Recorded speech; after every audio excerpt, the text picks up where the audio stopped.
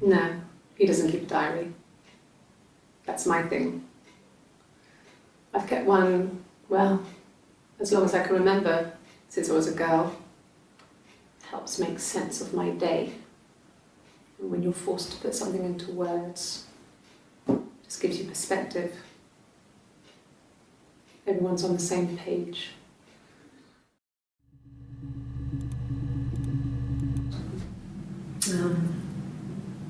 When I was 8, Mother died.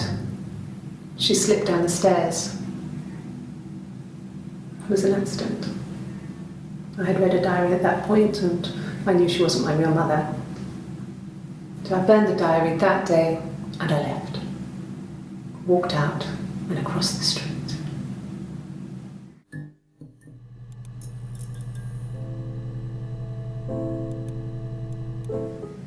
It just became our way of life. We would swap places and take it in turns to do things. And we were very careful. Whoever had been out that day would come back and write a detailed diary so that we were on the same page. We had a list of rules that said what we could and couldn't do in any given situation. It was exhaustive. We lived a second life through those rules. Rules for things that could only ever happen inside our imaginations. We would consider all the permutations of future events and agree rules to walk our way through them.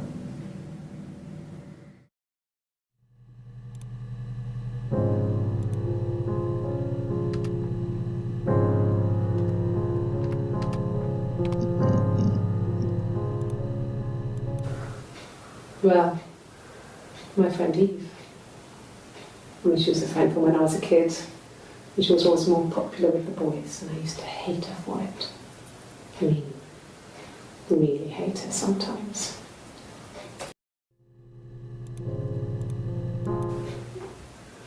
Yes, we'd fight. We fought on the beach once, and I held Eve's head underwater. There was no one else around. It was at the far end of the beach, and I held her head under, and I kept it out. And for a moment, I just wanted to kill her and watch her drown. But that was it. It was just a moment. We made up afterwards. It was a love-hate relationship.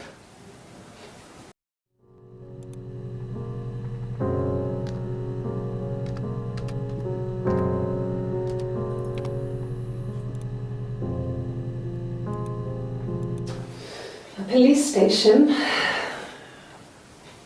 Yeah, when I was young, we ran away on my birthday. Bob Dylan was playing in London and we thought we could break into his tour bus and have him take us with him. The taxi driver we paid to drop us off, I mean, we'd saved money, pinched a bit here and there to pay for the fare. He was suspicious because we were so young, so he told the police. So they came and picked us up and took me back to Portsmouth. My mum picked me up from the station.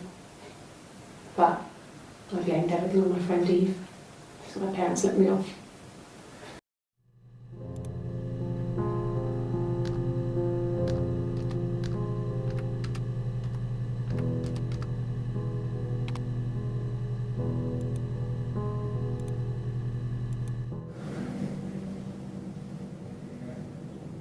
My mother called me Eve.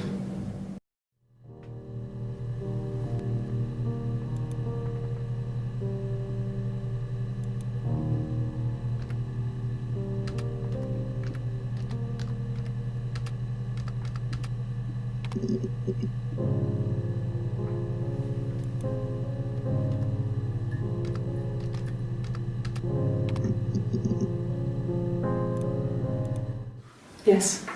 I read a lot as a child and watched lots of TV. Then the doll's house we had, we still have in the attic. It's kind of a fairy castle. We used to play out there and make up our own stories. Could the hairs have come from somewhere else? I mean, could they... We have a lot of dolls in the attic. There's a Rapunzel doll with long blonde hair. Could they have come from there? I'm not sure where the dollhouse came from. I don't know if it was given to them or they inherited it. I mean, they wouldn't have had the money to buy it. It was so huge. It must have been taken up to the attic in parts and then reassembled up there.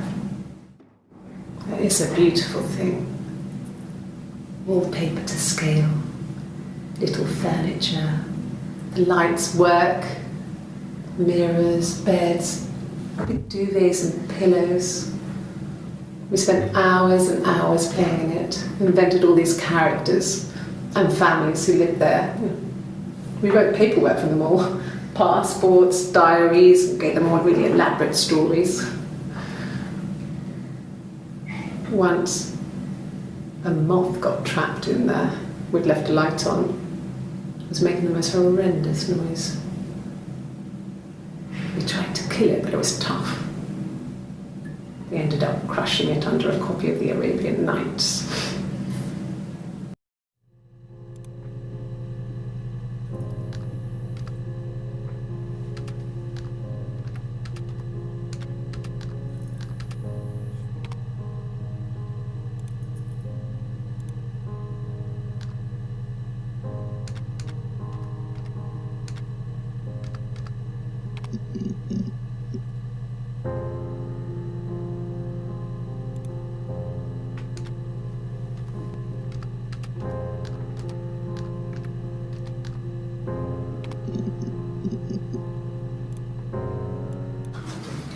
The legal stuff was completed very quickly.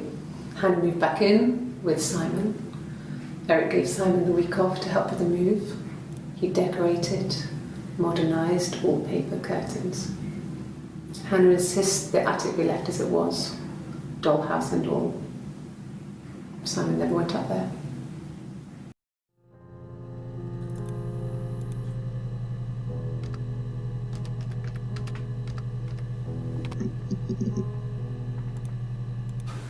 When will the police let me back in the house?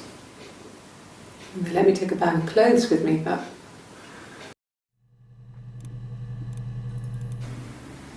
No. 1984 was an awful year in the end.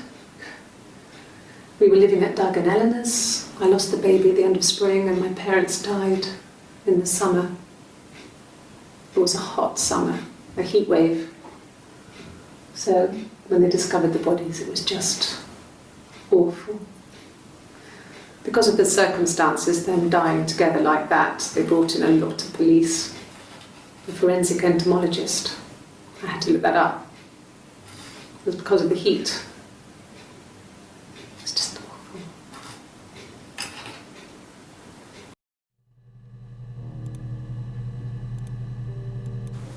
They said it was food poisoning. There was something in the food they ate. My dad liked to pick mushrooms, grow them too. They said it was the mushrooms. It was hard to believe. Death caps. They have a skirt around the cap. My dad taught me that. But, the police had no reason to think it was suspicious. They lived alone. And no one had any reason to hurt them.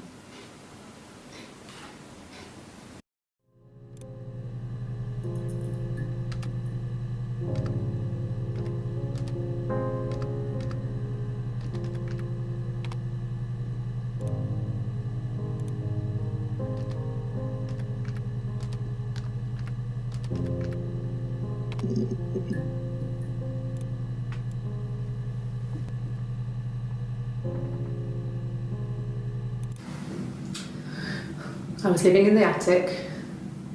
It was a very hard time. I was depressed, was still pretty sick of the STD. And I came down one morning and they were dead. They were in bed and both had been sick. They'd thrown up a lot. And I'd slept through it.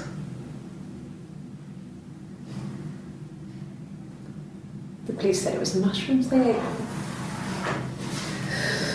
Dad was a mushroom expert.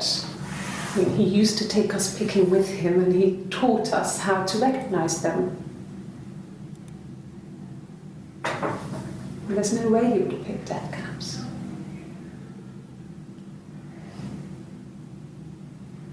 But the police believe that's what happened. They never even looked in the attic.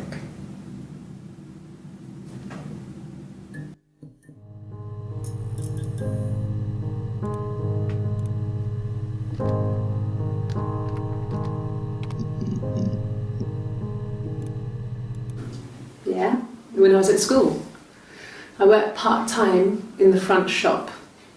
It was sort of an extended family thing. My dad used to work there, my mum worked there before I was born. I took care of paperwork, filing, typing out invoices, that kind of thing. It was a good job for a girl back then. I didn't work a till or anything though, I was quite shy, so I wouldn't have liked to have worked a till.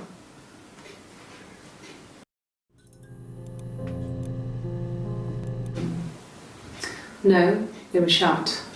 Most of the windows are really hard to open anyway. They're stifling in summer. They were painted over by my dad. Could have left a door open accidentally. Or there's a cat flap in the back door.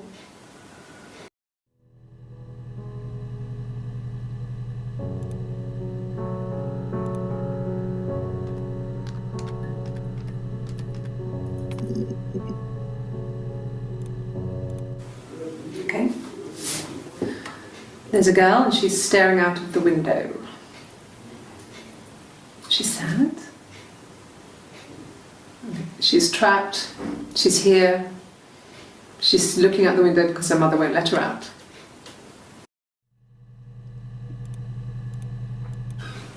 I would have been a good mother. I was young, but I would have been a good mother. She was a girl, by the way, the baby. We were going to call her Sarah. Simon wanted to call her Ava after his nana, but I didn't want her to have a symmetrical name. Well, she wasn't my real mother, but she raised me. Do you want to hear the story? It's a real-life fairy tale.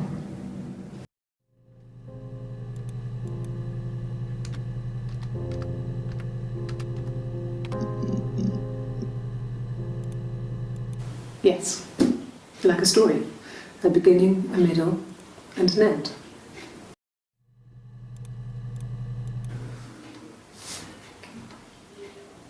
Well, she has a knife.